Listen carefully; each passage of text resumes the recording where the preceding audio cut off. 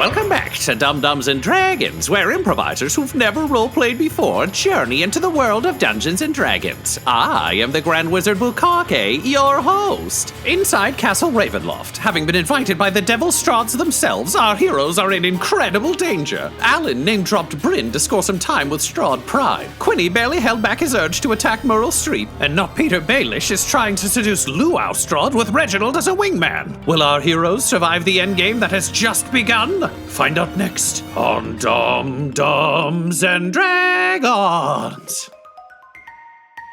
Not Petyr Baelish. You are wandering through the hallways of Castle Ravenloft. As you begin to try and walk towards either the bathroom or your one-on-one interlude with Hawaiian Strahd, you pass. You're in a classic fucking spooky Resident Evil hallway. Red carpet, like tables with like unnecessarily fancy but also spooky tchotchkes. And there are no windows down this hallway. It's just all tapestries. Showing anything interesting on the tapestries? Yeah. They depict various victories of Strahd Prime. So you can see him kind of leading his army.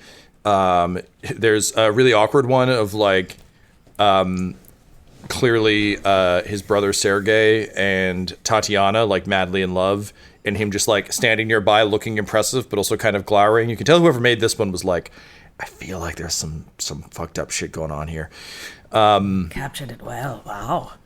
You see the construction of Castle Ravenloft atop what looks to be a weird sort of standing circle of stones. You can see almost like a weird Stonehenge thing that it is built atop. And then as you make your way through, you actually see there's an open doorway. And inside is what looks like a guest room, like a fairly unimpressive guest room, all things considered. And value judgment right there. I mean, based on how fancy everything else is. And looking inside, you see there's a bed that's been set up with like the big like banisters and like kind of an overhang, and it seems there's like a fishnet hanging over it, and like you can see an anchor and like a little circular life raft type deal, life preserver, and on the bed, stark naked except for a scuba mask, is a woman who just says, "Oh, Scooby," as you walk by. And she's like, "Scooby, it's me. Gertrude ran away from home just for this. Scooby." Oh boy. So like eyes closed, so I'm not seeing her. I'm just like, yeah, I'm sure Scooby's on his way, but she like pulls up the sheet into a classic PG-13 movie toga. Yes. Yeah, cool. Yeah, but not. Thank you for your modesty. Have you seen Scuba Strahd? He's kind of my guy. Yeah, you ran away for him. Well, he's at dinner right now. I'm sure he'll be along if he knows that you're here. I should hope so. Yeah, it's funny. I keep telling him I'm here, and he just... It's like, I mean, I know he can't bite me because of his, snorkel, but it's kind of weird. I thought he would have turned me by now. Like, my mom kept me locked up in Borovic forever, and then I ran away, and now I'm here. I hope she isn't upset or mad. Oh, and then Not Pete just like flashes of images from their time in the village. The woman who was wailing, they're like, I'm not sure if she even had a daughter. Like, but like because it's memories, like I'm not sure if she even had a daughter. And then they're like, and then you just hear, my name's Gertrude. Where's Scooby? Scooby. From now on, the baby sleeps in the crib. Iron helps us play. And then Not Pete shakes his head. He's like, yeah, your mom is terrified right now, has no idea where you are. Like, you just left her completely. I mean, in the middle of basically like a haunted village. She is completely emotionally destroyed. Wow. Okay. Well, she kind of kept me locked up in the attic for a long time, so I didn't love that.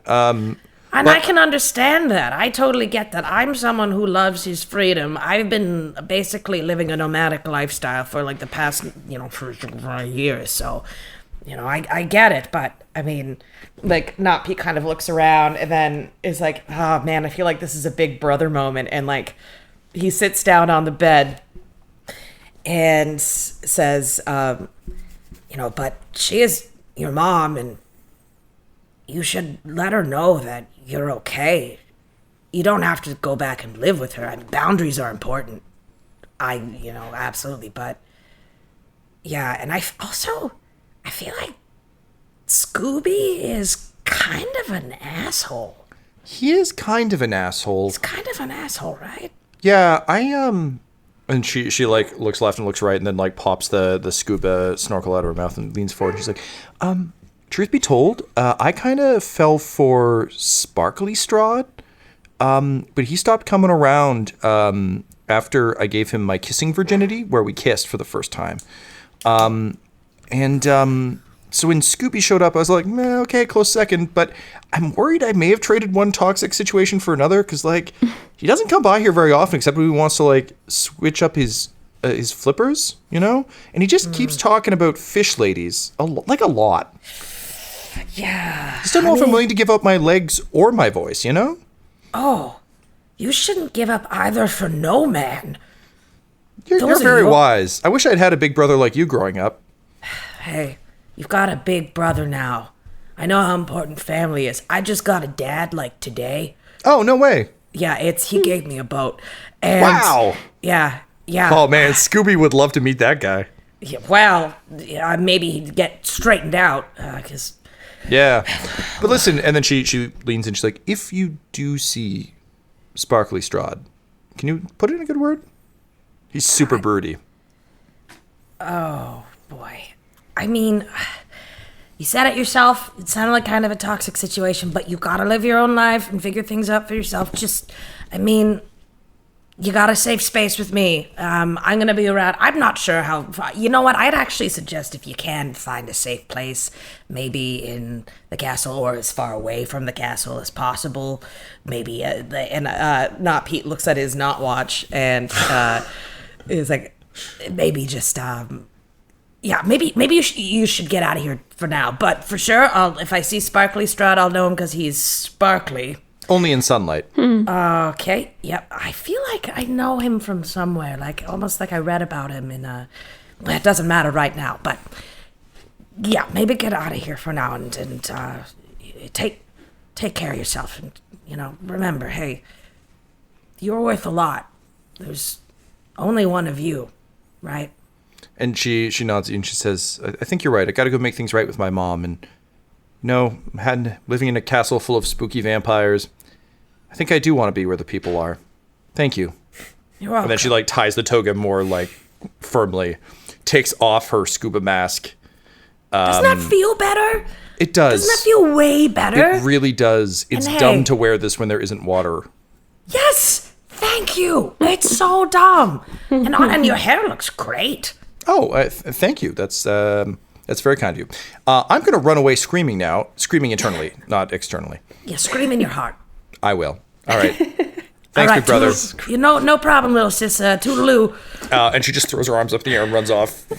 And Not Pete puts his hands on his hips. He's just like, my family is growing bigger every day. If I knew how easy it was to get a family, I would have gotten one ages ago. Not Pete, I'm going to give you 1 point of inspiration for solving the Mad Mary quest. Now she'll just go back to being slightly problematic Mother Mary, who needs to learn about boundaries. Sweet! Yay! Great. So you make your way further into the castle, and every time you turn a corner, it seems like you're going down the same hallway. Can you roll me a perception check, please? Yes. Yes, I certainly can. 21. Ooh. So you've clearly gone deeper into the castle than you'd hoped or anticipated. Oh, this is a whoopsie. And you turn a corner to a similar hallway, except this one is lined with suits of armor. holding massive axes that have sort of a dragon pattern etched into the axe blades. And at the far end, you can see a darkened doorway leading up a flight of stairs, lit by a dim purple light.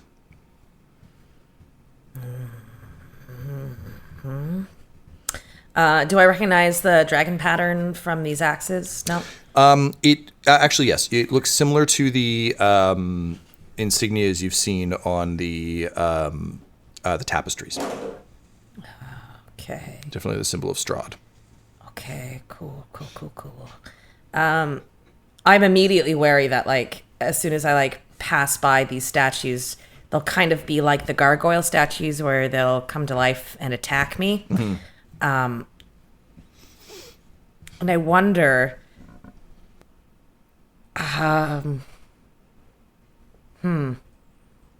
And with my 21 perception, that's all I can see is that it's just statues. It's for now. Okay. If you take a step further, your 21 perception might give you something else. So I move a little closer.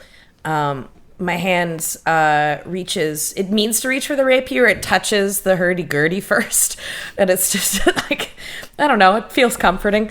So I walk closer to the statues. So they're lined up like facing each other. It's like a row on the. Yep. Okay, cool. Just a classic murder hallway. I mean, normal hallway, but murder hallway. I'm like immediately. I'm just like, either I should turn around or I should just start sprinting.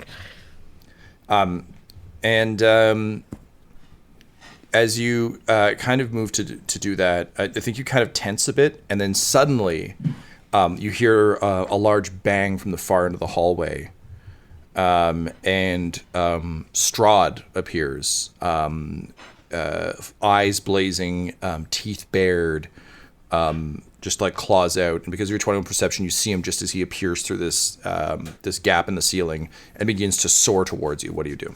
Oh my god, this is a total Venkman and Ghostbusters moment where like Slimer is coming at him. Yep. All right, fair enough. Your reaction is to say and much like Venkman, Strahd is upon you. He swoops directly at you. Can you roll me another perception check, please? Oh god. 9. This is how Not Petyr Baelish dies. Strahd swoops into you, and in a moment of panic, your last thought is of sweet, sweet Hawaiian Strahd, who you never got to spend more time with. And then this Strahd dummy crashes into you and knocks you on your ass. You take 1 point of damage from the impact of the dummy, and you can see that the mechanism kind of broke when it hit you, because in theory, just Strahd swooping down a hallway should be enough to scare people away. Right. But clearly it failed. And then you hear like a metallic like ka-chung chung, ka-chung chung, and the dummy is just like clearly caught on something and twitching. But it is a full-on just hanging from a pulley Strahd.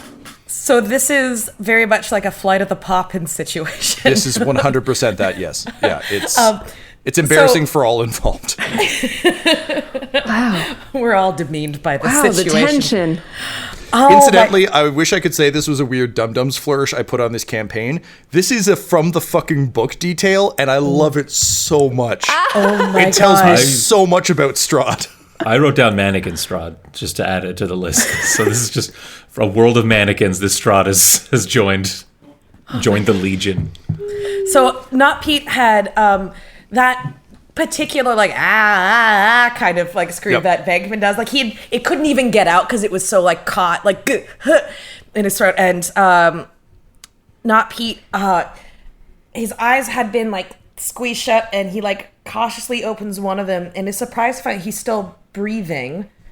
There's like solid ground beneath him, and he looks like at the mechanical face of this Strahd. It's immediately terrifying, but also like he kind of jumps, and then manages to, like, with a little bit of, whatever strength he has, pushes kind of like himself out from underneath the mechanical Strahd and looks at it. And it's very, very much Disney World sort of animatronic. I mean, if it started talking, it would be like, and now we're here to tell you about why these Strahds are the best you'll ever see. Yeah, like Johnny Depp is going to star in a multi-film franchise based on this Strahd scare in like 3 weeks. It's going to be a whole thing. No one's going to go because he's a monster. Yeah, an actual monster. Yeah. So Not Petyr gets up and like kind of brushes himself off, readjusts his goatee, and gives the little Not Strahd a kick, as if to say like, yeah, I defeated that single-handedly. Shakes himself out. Is worried that that's how he reacts in a situation like that. It just like files that away, and is like, okay, yeah, Yikers Island for that one, huh? That was a freebie, though. Yeah, actually, what he does say a lot is, well, that was a freebie. And with that, you press on deeper into the castle, taking a step, hearing the ka-chunk of metal, and then beginning to run. Meanwhile, back in the dining hall, Strahd Prime and the assorted Strahds kind of look to everyone and say, Strahd says, well, Murryl, my dear, it would seem that you've got this situation well in hand. I would like to have words with the wizard. As you know, last time a wizard came to visit, it was a most unpleasant experience for all involved. So, if you will follow me into my study, I would have words with you. Alyn, was it? Yeah. Yep. This way, please. Yep. And he claps his hands and he says, Xanthus, show this Alyn to the study. And Murryl just kind of like seamlessly slides into his chair. And he, Alyn, I assume you're going with him? I'm going along. Yes. Sure. So He's just gonna lean back in his chair before you leave the dining room, and he'll just say, "Hey, Alyn, I'll be thinking of you. I hope you think about all of us too. All of us thinking too about each other." And Strahd says, yes, think of her fondly when she says goodbye. And then he just fists the organ in a way that it just plays like a perfect phantom bar. This is, this way, please. I just point to him like, it doesn't really work that way. I don't know how any of it works. And with that, Alyn is swept out of the room by Xanthus. So Murryl just kind of grins an orcish grin at Quinny and says, so, Quinny, you find yourself in my realm. This wouldn't have anything to do with the McSquiggly robbery, would it? No, actually, I haven't given you a second thought. Oh, that's a shame. I mean, as the world's greatest thief, I would assume you would have considered it once or twice. I'm actually here for a real thief, Bryn. Oh! Yeah. Yes, Bryn.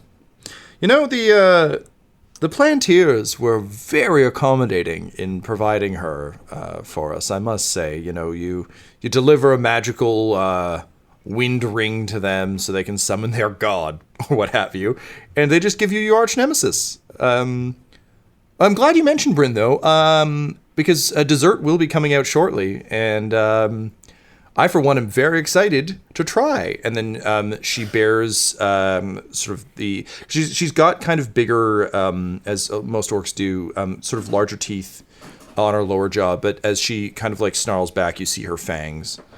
And she just kind of grins and says, I mean, who knows, Quinny? Xanthus could always use a tiny second butler. And Reginald, you say you're from a different dimension. Yep. So you're like one of these Strahds. Yeah. Which one do you come from? World of Endless Warp. You'd probably call it something like the Grimdark Faerun. Interesting. We haven't actually, I don't think, but she kind of like looks at the other Strahds and they're all kind of like, oh. And she's like, I don't know that we've seen a Strahd from that dimension. There is a very good chance that he's dead. A lot of people are dead. A lot. Like, all the people you'd think definitely couldn't die, dead. Interesting. Very interesting. Quinny, you feel 2 pairs of eyes on you. You've got the obviously Ninja Quinny who's sitting beside you, who keeps like trying to like he's doing footsie stuff with you in kind of like a vaguely dance-esque way, and he keeps like giving you side eye, but it's like through the ninja cowl, so it's extra dramatic, like that dog with the shifty eyes from The Simpsons. And you also notice that Cowboy Strahd is giving you kind of like a weird look. What's your problem? He just like says like across the table. And he pulls a revolver off his belt, uses it to like tap his black hat up a bit, and he just says, "You're not some kind of lawman, are you? Some kind of sheriff? Some kind of Sheriff Quinny?" Is there a Sheriff Quinny where you're from there, feller? Well, I mean, you seem about as incredulous about it as I was, so you're all right in my books. And he flips his gun back into his holster. And he says, "Yeah, he's a real pain in the ass." Sounds embarrassing. Yeah. Now his deputy, that's something else entirely. And then Murryl just clears her throat, clearly pissed off to not be the center of attention for a hot second. And says, "So Reginald, you're from a grimdark dimension, and you're hanging out with this one." And she points at Quinny. Yeah, well, you fall through a portal or something. I'm not entirely clear on how it happened, and then you just gotta deal with whoever's closest. You know what, Murryl? I feel like you're pretty crafty. I feel like you're very capable, and I like this about you. I'm very versatile. Can fit almost any role. Would you perhaps be willing to give me a tour, and I could tell you maybe a hidden secret I know about your husband or something? She kind of nods and says, "You know, Reginald Tingler, I wouldn't mind that one bit. Why don't you follow me?" And Wonderful. Xanthus is kind of like, follow. Yeah. Reginald just gives Quinny finger guns, and then just follows her out. Quinny, you find yourself dining alone in a room full of Strahds. On the way out, Reginald's like, yes. And Ninja Strahd leans over and says, I have our song queued up downstairs. What's downstairs? Some people call it a crypt. I would call it a dance floor. But then again, any space can be a dance floor, can it not? Quinny of the Moonlight. I love so much that this is not a dancing Strahd. This is a ninja Strahd who is obsessed with dancing. Like, it's just so much about Ninja World is like, there's no flamenco Strahd, there's no waltz Strahd. It's just ninja, and he's like into dancing. Yeah. Look, the options are kind of limited in Ninja World. You kind of have to be a ninja. Honestly, it suggests there's more of a soul connection than you'd think. Truly. Yeah, that's true. Quinny not realizing, but just having kind of always known that everyone else in the group has some kind of prophesized holy weapon to strike down Strahd except him, thinks to himself, going down to the crypt would be great if I had a sun scythe or a tome of Strahd's secrets or an icon that could paralyze a vampire lord. And then, actually just, on the other, wherever Not Petyr Baelish is in the castle, it's just should I use that? Yeah, just as you're, slow motion, fucking across the universe through the football players, it's just axes drop behind you. Just well, you're probably wondering how I found myself here. I really should use that icon of Ravenkind. Oh, well. Record scratch, yeah. I basically think that I need to stall until the group can get back together. Okay. How do you think you can stall this table full of Strahds?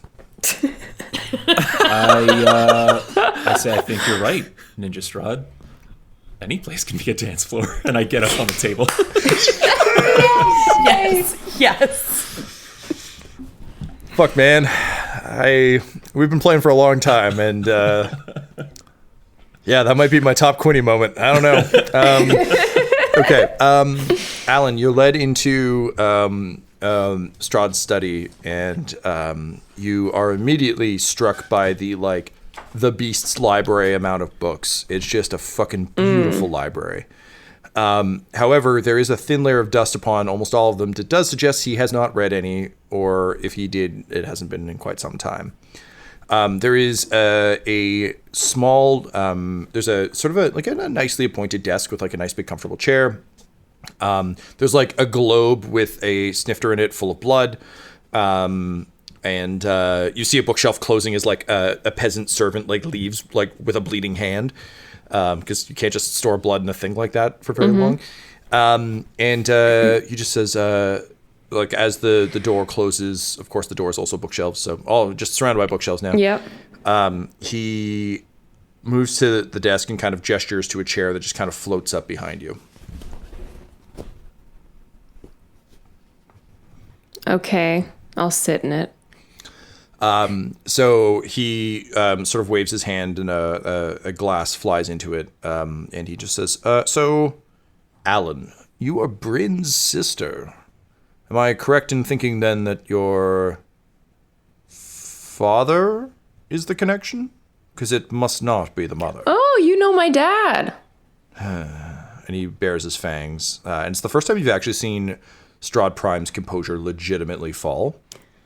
And he says, yes.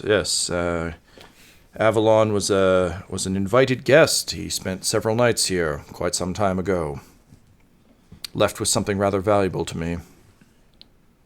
Oh, because I'm trying to find him. I have been trying to find him for quite some time. He seemed to fall off the map a bit. Yeah, I think he kind of goes in and out of dimensions as he does, you know. Yes, he did explain that. He was quite helpful in explaining, all of them, and he just gestures very dismissively towards the rest of the Strahds.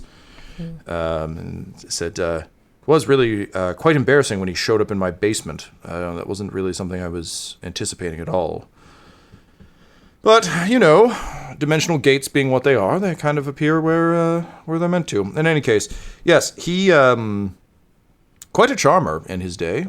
I had just managed to find who I thought would be the next person to bear the soul of my Tatiana, and I guess in this case, literal motherfucker seduced her out from under me.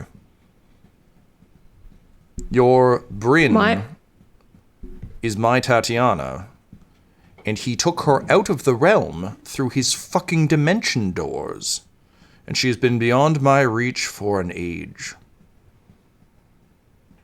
But hang on. How did you meet Bryn? I knew that the woman that your father seduced, the elven woman that I had determined through just a tremendous amount of really fucking painful math, would be the most likely to produce an heir bearing the soul of my Tatiana. You should understand. My mother? No, you idiot. What? Bryn's mother. Oh, God. Bryn's mother. Your father fucking seduced her out from under me, and off they went, out into the wide world beyond my reach. Oh, okay. The thing you should understand is there are a finite amount of souls in my realm, and they are recycled constantly, so the trick is more so just to determine when Tatiana will be reborn, rather than going in search of replacements, as most of my brethren have chosen to do. I myself had decided to move on when one Murryl Streep arrived from your realm, desperately pleading for power, and I realized I might actually have a chance to resecure what is mine. And finally, she's here. And a grin spreads across his face. So, Bryn's mother was Tatiana. No, Bryn is Tatiana. Her soul has been reborn in the one you know as Bryn. But her mother was Tatiana. No, she was just the one most likely to bear a Tatiana. He pulls out a chart. He's like, listen, this is easier. It just like unfurls a fucking family tree. He's like, so listen, Tatiana's soul has died here, here, here, here, and here, which means she'll appear in this, and this. Now, here's where it gets really interesting. He starts to like unfold pie charts and like a bunch of really, like he's actually very excited to finally explain this to someone. Souls are limited and they get Barovia, recycled? yes, they get recycled, yes. But her soul was obviously like recycled outside of Barovia. Oh no, he impregnated her here. That's the fucking problem with your dad. He fucked her here. She got pregnant, and then they escaped through one of his fucking dimension doors. Your dad's got a real fucking problem, you know? Just can't leave well enough alone and just takes what is believe other that. men's, and then he smashes the glass. Well, Dad is a serial elf banger. We've established this. This is canon. I know, it just makes me was, happy. was Tatiana yours? I mean, that's a little possessive. Whoa.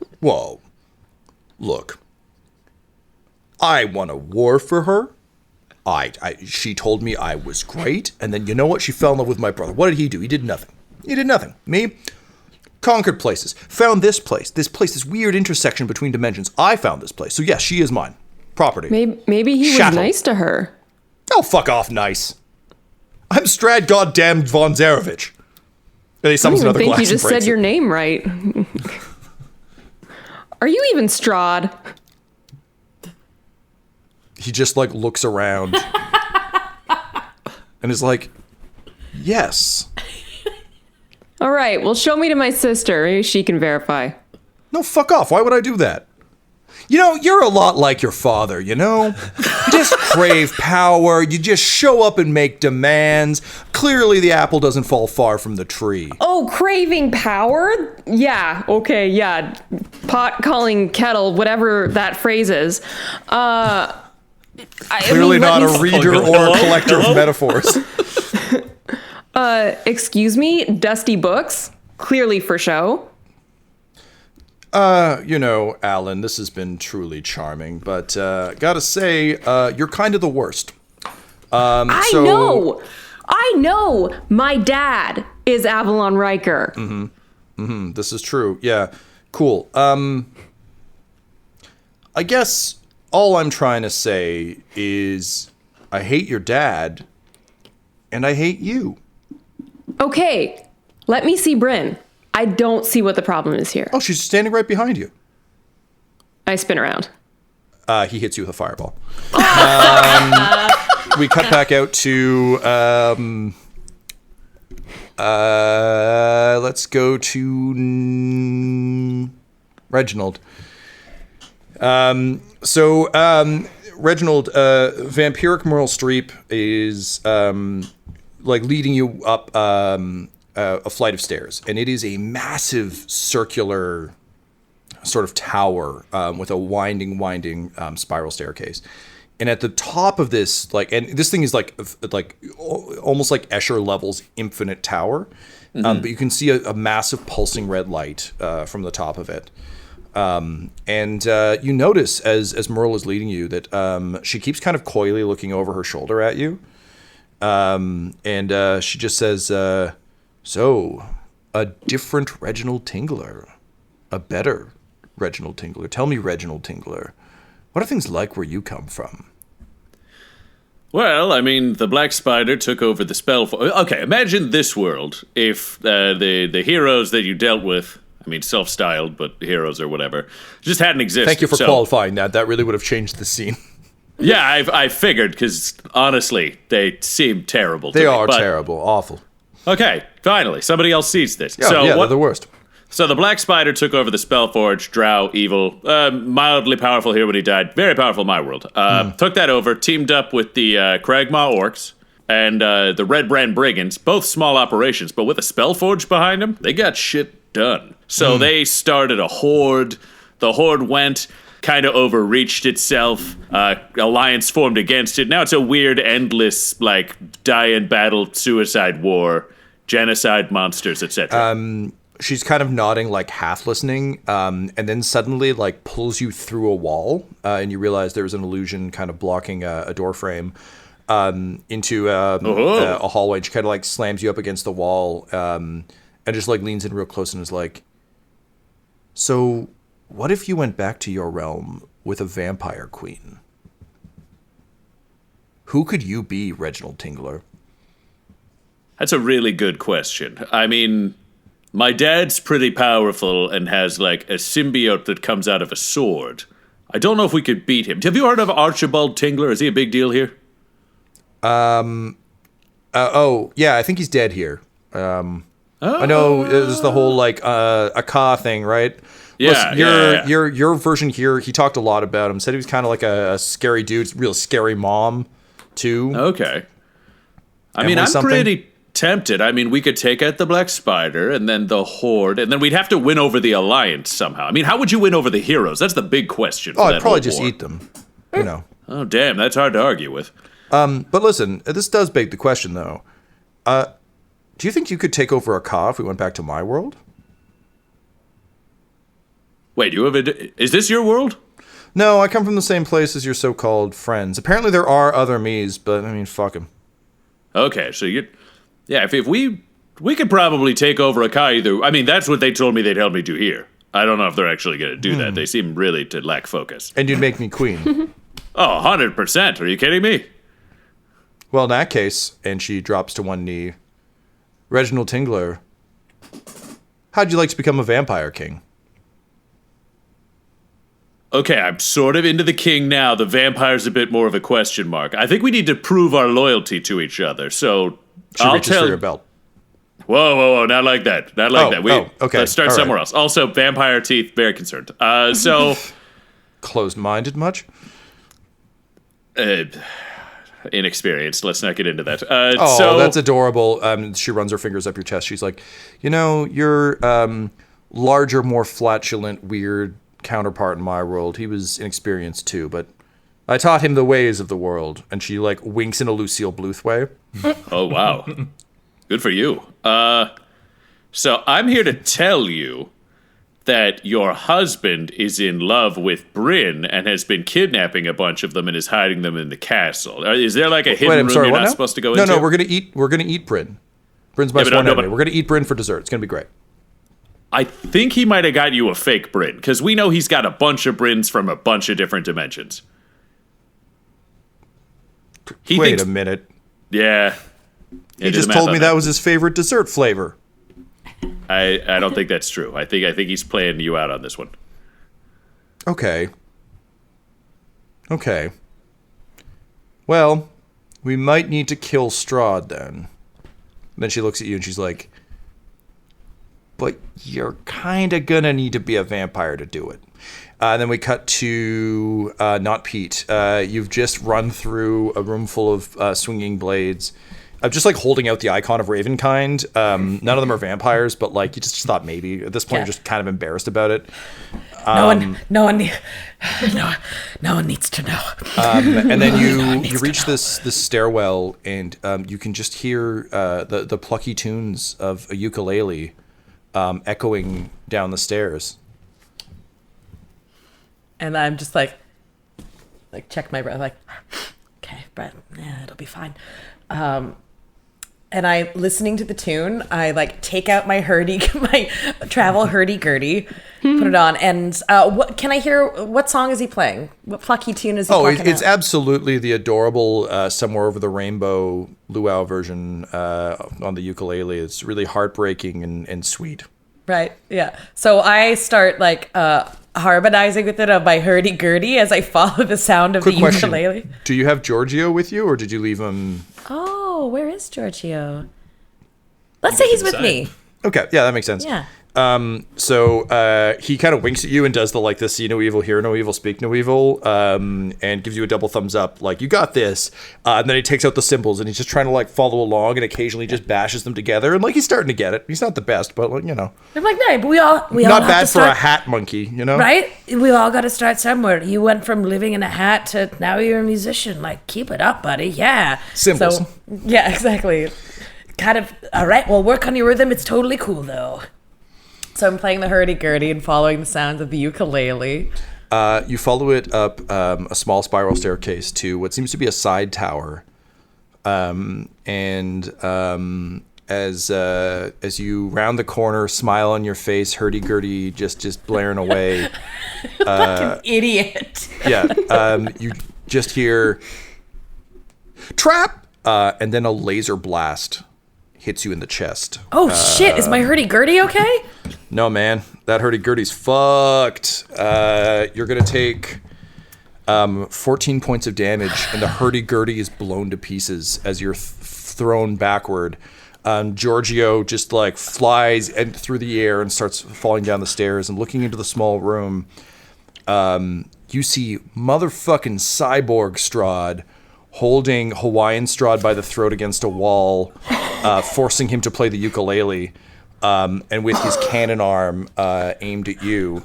This is the Strahd of 2099, and he is hella pissed. Oh my god. So my hurdy-gurdy is in shambles. I'm knocked against the wall.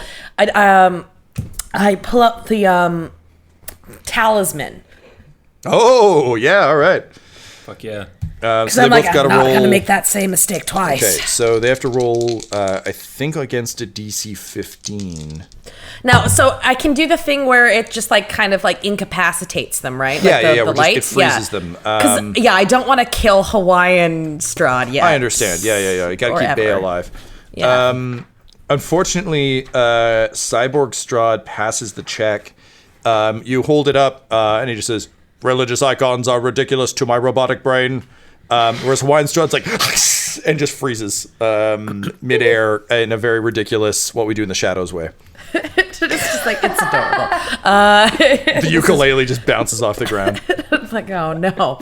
And I'm like, and I thinking quickly, I'm like, maybe I can trap Cyborg Strahd of 2099 into some kind of ad hominem argument debate about religious ethics. Machines and algorithms and AIs love that stuff. They get trapped in those all the time. Roll an insight check to see if the Vistani managed to collect enough information about people attempting to create rudimentary AI in a fantasy realm. I'll give you disadvantage on this because truly. Yeah, no, I got I got a fucking 9, dude. What comes out of your mouth is No, they don't. and roll for initiative. Okay. I got sorry, do I have a modifier for that? No. You should have an initiative modifier somewhere. In there. Okay, so I got 18. 18. Okay. Man, the things I write down. Cyborg Strahd. Just as the writers of the module intended. Okay, we smash cut to Quinny atop a table. What are you dancing to in your head? I'm dancing to what's a good song to dance to? Some James Brown. Get Up Off of That Thing by James Brown. All right, so you're just like making your way down the table, just like full on table dancing. I artfully dance around everyone's dinner and things like that. Not a single speck of food is spilled or a drop of blood or anything like that. There's cartwheels, there's tumbles, there's flips and spins, and then when I land, I point at Ninja Strahd and I say, "Dance off." So, and like somewhere, even like somehow in the middle, like even preparing for fight, just not Pete whispers to himself for a reason he doesn't quite understand. So fucking cool. Ninja Strahd drops a smoke bomb and then just appears in the middle of the table in a full kind of like classic Michael Jackson pose. And then proceeds to dance. Again, we've established he's not great at it, but he means well. So he is kicking plates and just knocking things aside as he kind of Alyn Bendis his way down the table. The rest of the Strahds are actually kind of enraptured. It's weirdly having a better effect than the icon of Ravenkind because it's so fucking absurd. Also, they've known Ninja Strahd a long time. They've never seen him dance. So they're all just kind of like, huh. And then as this is happening, Walting Strahd and Flamenco Strahd and Macarena Strahd come in, and they are just so fucking mad that they just storm out. There's, I can't believe this. He has his thing, and they all dance their way out to another hall, to the actual dance hall deeper in the castle. Macarena verse. Truly hell. I thought Reginald came from the grimdark world. Well, so Quinny, I need you to roll me a performance check, please. Yeah. 13. I rolled a 2 plus 3, so 5. So something unfortunate happens, an unintended consequence of your dance battle. You are showing up Ninja Strahd quite considerably.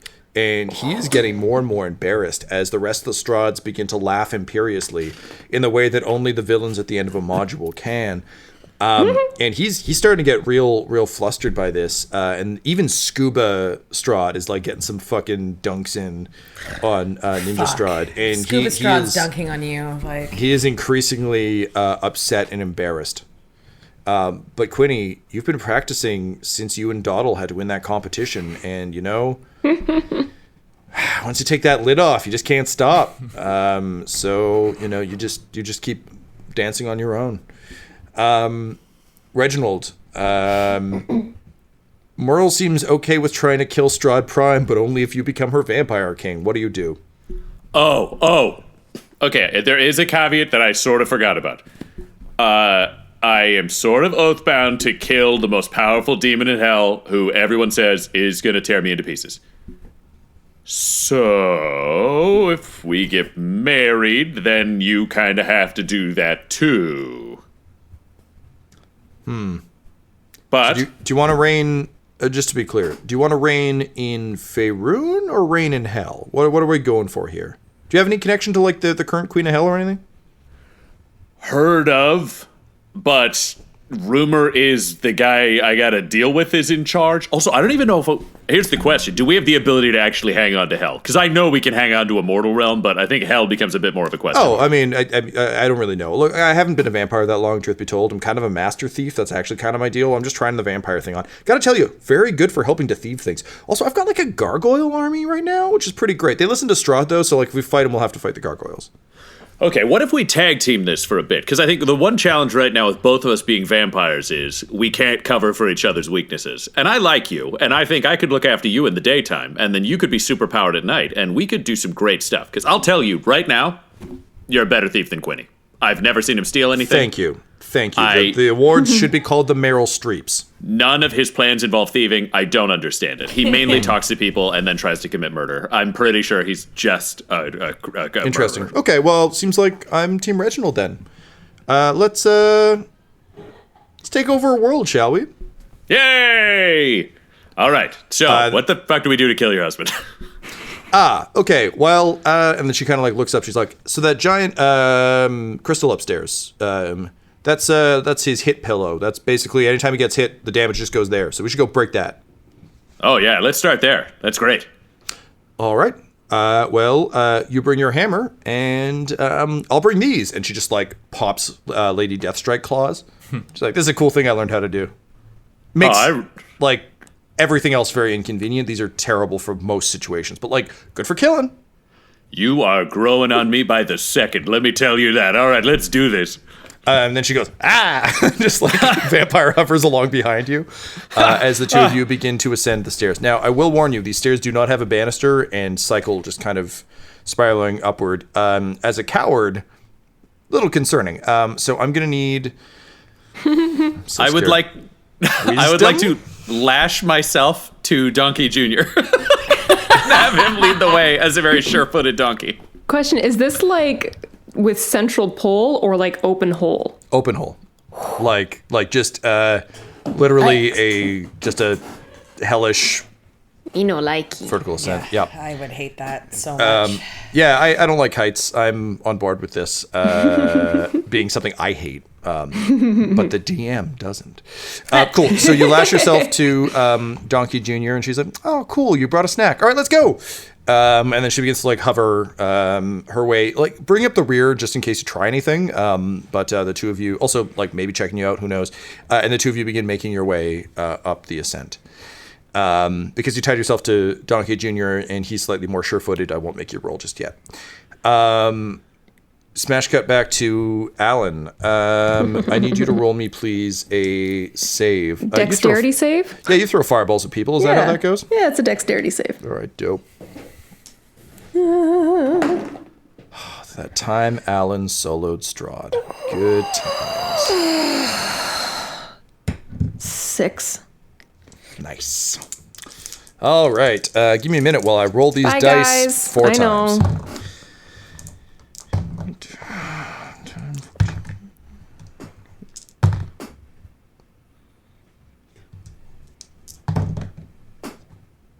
31 points of damage as the fireball hits you in the back, blasts you through the door and through the bookshelf, burning up a number of tomes you could learn so many cool spells from, and back out into the dining hall, where Quinny is dancing away as at this point Ninja Strahd is just like fuming.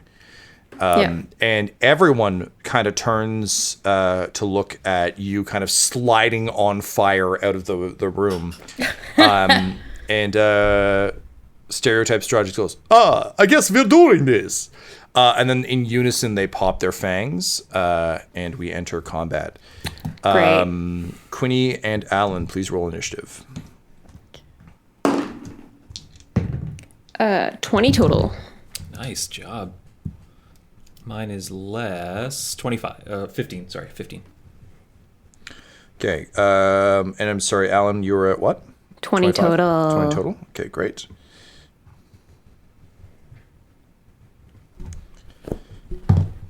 Oof.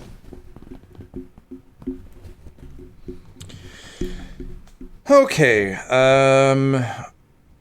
Ryan, if you could roll me initiative as well, please, just so that I can, rather than me trying to cross-cut, it's just easier if I just put everyone in initiative order in their respective completely split party situations. 11. Love it. 11. Great. Great. See, Tom, sometimes people just split the party into two, and I think those are beginner groups. You really need to split it right into 4. Just right into 4 in the boss fight. It's cool. Let's do it. Do you know what? We won't have a TPK because Murryl and I will leave. Okay. Fucking hell. All right. Okie dokie. One more for good measure.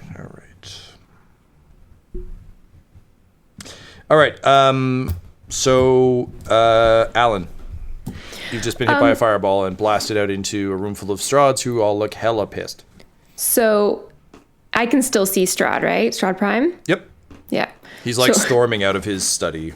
I just say, as I'm like standing up, like rising from with my like singeing hair and everything, I'm just like, those were priceless books. And that was my signature fucking spell.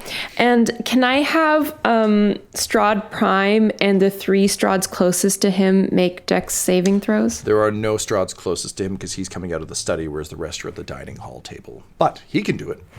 What's the nature of the save? It's just a dex throw. Dex save? Okay. Yeah, just dex saving throw. Okay, I have it's a dirty DC 15. 20. Okay, so he saves. So he's going to take just like a very large, like thick, like bolt of lightning has just like, I imagine like enveloped my body and then just like completely engulfed him. All right, so this is a lot of numbers. 14. 46.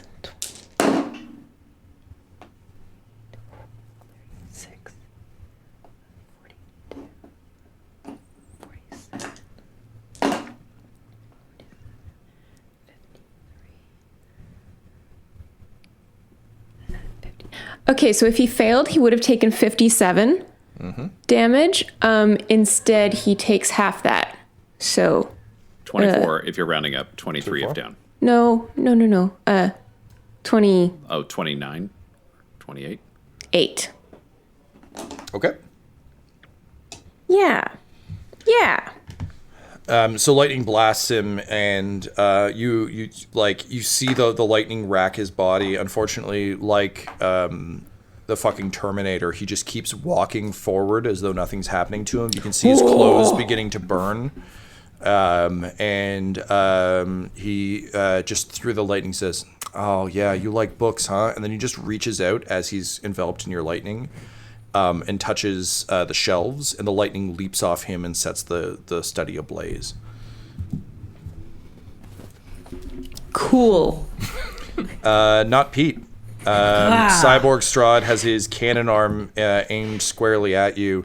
to be clear, I'm thinking like Cyborg from like Teen Titans or from the cinematic masterpiece Justice League. So like full like half face with giant robot eye. Okay. One like weird stupid digital fang, and one real one, and then just one cannon arm. Fantastic. And he's got like Borg style things like in the neck of Hawaiian Strahd, which he was using to make him play the ukulele. Oh, this jagoff is gonna pay. So I want to get out of his sight. So I'm gonna use my, or at least like dodge whatever it is he's gonna shoot at me from the cannon to position myself better to attack him. So I'm gonna use my, I've got acrobatics as a skill. Mm-hmm.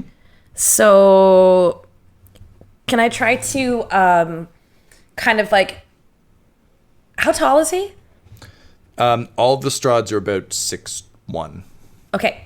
So what I'm going to try and do is basically like flip over him as to land like behind him, maybe like using his body as a way to like basically, I don't know, like tumble over him essentially. And it's going to look very cool if I manage to do this.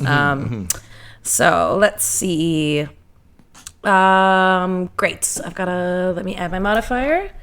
So I roll a 20, baby. I mean, it's dirty, but it's a 20. Yeah. Still fantastic. So it's a classic like Spider-Man maneuver where like he's like firing his arm cannon as you like kind of run forward, leap up and over. You throw pieces of hurdy-gurdy at him to like deflect a couple blasts. And the nice thing about a hurdy-gurdy machine is there's just a lot of shit. Yes, there's so much going on. He blasts apart a plate, and then you kind of arc over him. The problem with having a gun arm is it's not really that dexterous, so he kind of like blasts up and over, but he misses you and you land behind him. What do you do? I'm going to take my sword, my Vistani sword, and see if I can cut off his gun arm. Oh, damn. All right, go ahead and roll. Okay. I got... so I think that'll be... let's see... Oh, I rolled a nat 20 plus my modifier on that. So just to be clear, so the weapon attack is +6, but I also get a +2 because it's the new Vistani sword, right? That's correct. That's great. So I got 28, and then let me roll my other damage. So damage rolls twice, right, Tom? For a crit on a nat 20? It was a dirty 20, right? Or a nat 20? Nat 20. So yeah, so roll damage twice. Okay. Nice. 5 and then 7, so 12 altogether. 12? All right. You come down squarely through the arm. There's a blast plus your modifier, right? Oh.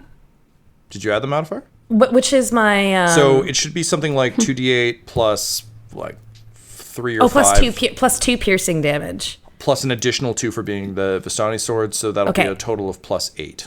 Okay. On top of your 15, so that is 23. Great. You slice squarely through his arm. There's a blast of energy. And he's like, ah! It is all like digital. And as he falls backward, he just yells, "To me, my Vistani!" And you're in kind of a big circular tower room, kind of like where you'd lock up like a traditional fantasy princess. Because I mean, like Hawaiian Strahd was really trying to make this really like extra romantic. And literally, one of the walls disappears, and like in a Jackie Chan movie, a bunch of Vistani fighters run in and kind of create a circle around you, each holding weapons, and you can see they have fangs. And red eyes, and have clearly been enthralled by the vampires. Looking around at the 6 Vistani who surround you, you recognize each and every one of them. Oh no! Looking at them, I'm just like, oh no! Squadgy, Flangenair, Steve. Kuala Lumpur. Steve with a PH. Get one more.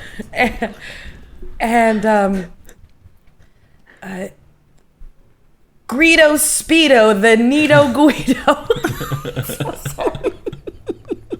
And Guido It's from Speedo Italy. Benito Guido looks at you and just says, "Hey, boss, we're gonna kill you." No, don't you see? Don't you see? Guido Speedo the Nito Guido. You don't have to kill me. You can join me the way that we used to fight together, as brothers, as friends. You don't need Strahd anymore. We have each other. And he just smiles and says, "Oh, boss, we're not killing you because we need to. We're killing you because we want to." And then they all leap at you with their blades This is and their fangs out. And from the ground, you just hear Hawaiian Strahd be like, "Friends of yours?" Apparently not anymore. Great. Next up, we have Quinny. How many Strahds am I surrounded by standing on this fucking table? So in this table, we have Cowboy Strahd, Scuba Yeah. Strahd, Stereotype Strahd, Ninja Strahd is up on the table with you. And I believe that's all the Strahds that are in this room. Oh, okay. It wasn't as bad as I thought. Okay. Luckily, the 3 dancing Strahds were so furious about you stealing their bit that they left. Yeah. Lucky me. Oh, that's why I couldn't find Cowboy Strahd. I listed him as Wild West Strahd. There we go. Oh, Okay. sorry, Wild West Strahd is his official Is name. that... Oh, okay. Not to be confused with Country Strahd, who is somewhere in the castle. I don't know, man. This all seems pretty foobar. I'm just gonna... I'm gonna yell out to Alyn and say, "Alyn, run." We can't fight him here like this. We know the weak points we have to hit. We can't do this like this. And Can I hear that? Yeah, you're in the room. we're in Oh, the same okay. room. Yeah. Oh, You're all I in the see. dining hall right now. Oh, okay. I thought I was. No, Never Strahd mind. blasted you out of the study back into the dining room. The study was off of the dining room. Oh, okay. And if this is like a fancy dining hall like I think it is, I'll draw my sword out. I'll flip over the nearest patron sitting at the table and move into one of the corners with my sword out. And I'll just hold an action Okay. until someone tries to attack me. Cool. So next up, Stereotype Strahd is like dropping into like a vampire pose. He's got like his cape up over his face. And Isabella just like locks eyes with you, Quinny, and she's like, "Yes, the time has come to do this." And then with just a fucking scream of rage that only someone stuffed into that stupid dress could make, she just jams a stake that was up her sleeve directly into the heart of Stereotype Strahd, and then spits out her fake teeth. And she's like, "Die, you lazy son of a bitch!" And then she just pounds it in with her, with the palm of her hand, and he explodes.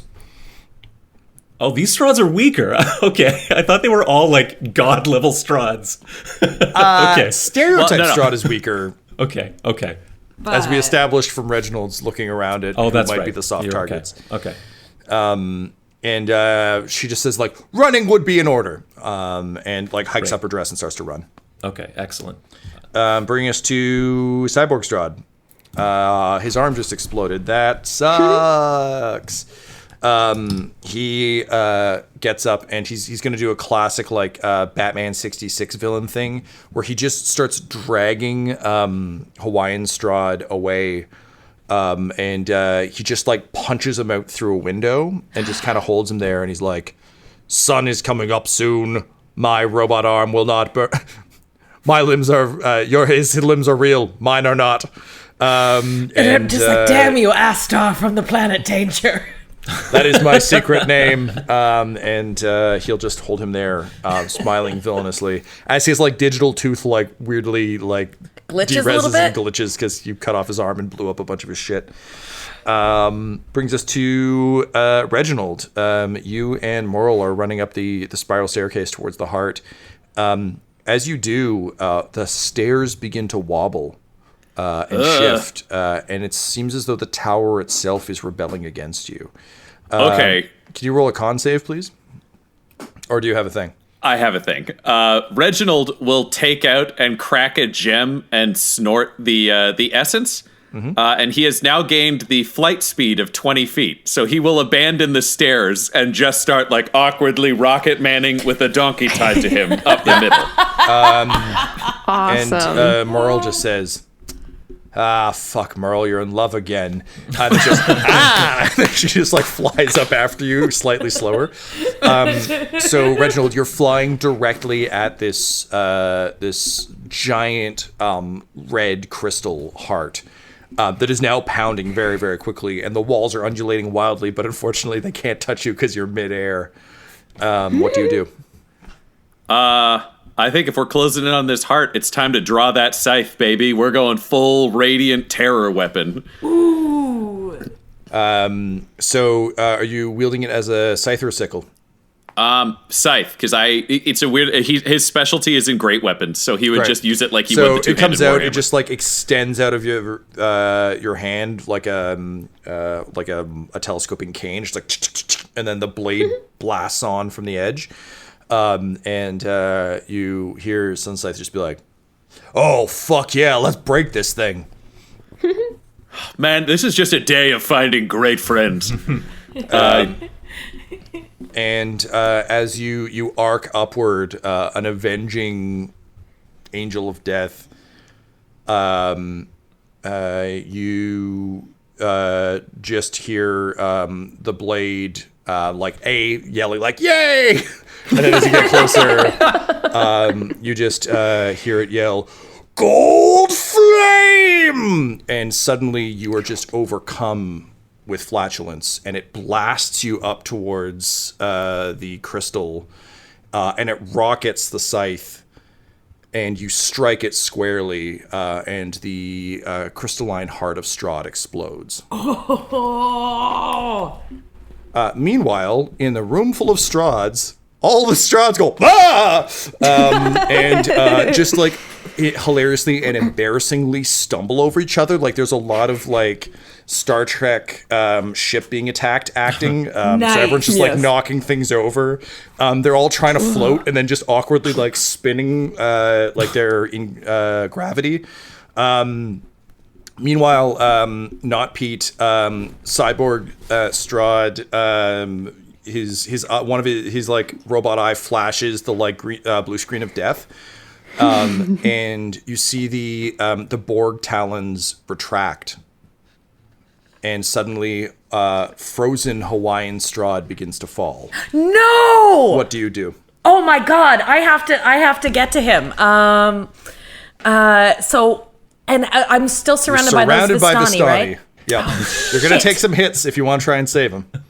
The fuck you're trying to save? Yeah, of course I am. Yes, I'm going to take those hits. I'm going to go save sweet Hawaiian Strahd, the love of my goddamn life, who wears fucking khakis. So yeah, I yell like no, and then like just like push my way through the Vistani as they're like trying to hit me, and fucking like Speedo Greedo, the Nito Guido, like I make sure to like try and whack him as hard as I can on my way up to get to Hawaiian Strahd. And what do I have to roll for? What am I rolling? All right, well I'll tell you what, you've got to survive 6 attacks of opportunity in order to get to this window. Okay, and Let's I've see how it already goes. taken some damage too. Like That's not my problem. That's more of a you thing. What's your AC? I've got armor class is 13. All right, here we go. Okay, so 2 hit. Ooh, that's a nat 20. So that's 4. 2 nat 20s. For a total of 5. Not Pete. The things you do for love. Oh god, and I say that too. I say the things I do for love. Like, and in the back of my head, I'm like, I've heard someone say that before. Yeah. Anyway, It's the exact same tone as the animals that say "it's a living" in the Flintstones. All right. Bye-bye. Oof. All right.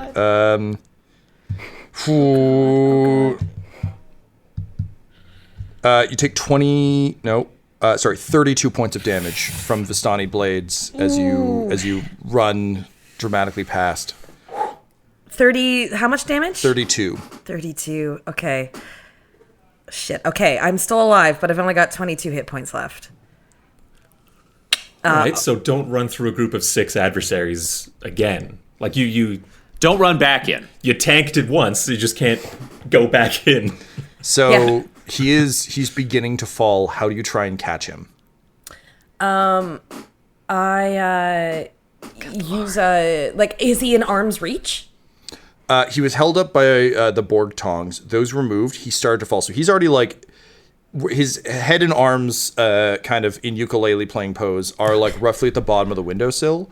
But he's like dropping like a stone, and he's about 2 feet outside the window because he's being held at full arm's length. Okay, so I'm going to use my acrobatic skill. So I'm going to reach down to grab him with my arms, like, you know, the arms, the things that humans use to grab things. As you do. Yeah, Yep. the arms of your body. And if he keeps, like, you know, falling downward, just, like, knowing that I have the acrobatic skills, I think, to, like, make sure that I don't fall out the window after him. Basically, that's what I'm going to try and do. So you're doing, like, a Jean-Claude Van Damme, like, flying splits to, like, just lock your legs in the window and then grabbing him? That's exactly, because also, I'm still kind of trying to show off. Let's face it. I mean, he is like watching you both with like awe and also terror. Also, you're just like being hacked up as you're doing this, and then you leap through the window. Go ahead and roll me the most important acrobatics check of your character's life. Okay, here we go. Oh, yes. Oh, my God. 24. Hey! Yes. Oh, my God. I was terrified. You throw up the splits as you jump through the window. And you grab his frozen arms, and despite his frozen face still caught in a rictus of saying, "It's a trap," you see just like the smallest like hint of a grin as his flip-flops fall off his feet and like fall a deathly distance to the ground. And it's just like John Woo styles, like the camera like follows the flip-flops going down like a flock of doves go by. Yeah, 100%. And then they like bash off some rocks, but they're flip-flops. So they're just like boing, boing, and completely unharmed. But as he looks up at you, what do you say to him? Oh my God, I have to say something clever. So as I'm looking down at him, I say like, I guess not everything can be a vacation, huh? And then I'm like, no, that was stupid. But I said it out loud, and I'm like, here we are. I'm like, and also like in my head, I'm just like, God damn it, Not Pete. You flipped over a robot, cut off its arm, got like attacked by so many Vistani. I'm literally in the splits. You're kind of trying a bit hard. I feel like you've sealed the deal already. Yeah, this is definitely not going in the gratitude journal. You know what? I'm gonna have a long look in the mirror later. Which brings us to the top of the round as Strahd Prime narrows his eyes at you, Alyn, and then begins to grin. This episode of Dum-Dums and Dragons features the voices of Ryan LaPlante at the Ryan LaPlante on Twitter, Tyler Hewitt at Tyler_Hewitt on Twitter, Laura Elizabeth at EL Hamstring on Twitter, our amazing special guest, and our fantastic DM Tom McGee at McGeeTD on Twitter. This episode was edited by Ryan LaPlante, and all of Dum-Dums and Dice's art is by Decapitated Markers, or at Decapitated Marker on Twitter. That's MRKR. Our theme songs are And Now for That Massive Coronary and Skipping Through the Orchestra Pit Part 1 by Peter Gresser, and our ad music is No Control and Chiefs by Jazzar, JAHZZAR, all available at freemusicarchive.org. When it comes to Dum-Dums and Dice, you can visit our website at dumdumdice.com. Our Twitter and Instagram are at dumdumdice, and on Facebook at facebook.com/dumdumdice. But most importantly, we've got merchandise at redbubble.com/people/dumdumdice, or you can join our Patreon at patreon.com/dumdumdice. That's DUMBDUMBDICE. Now I'm off to do more magic. See you next episode. Dum-Dums and Dice has to give a special thank you to the supreme beings of our Patreon at this time. Christian Menicola, Long, The Half-Blind Prophet, James Cuellar, Charles Grams, Christopher Little, Olin Anderson, Sue One, George Dolby, One True Artistry, Orion Birchfield, Lord Abradovic, Noel Lewis, Scott Garland, Anthony Griffin, and Jill and Noel LaPlante. If you want your name to be added to this list, you can join our Patreon too at patreon.com/dumdumdice. Thanks to them, and a little bit of thanks to you.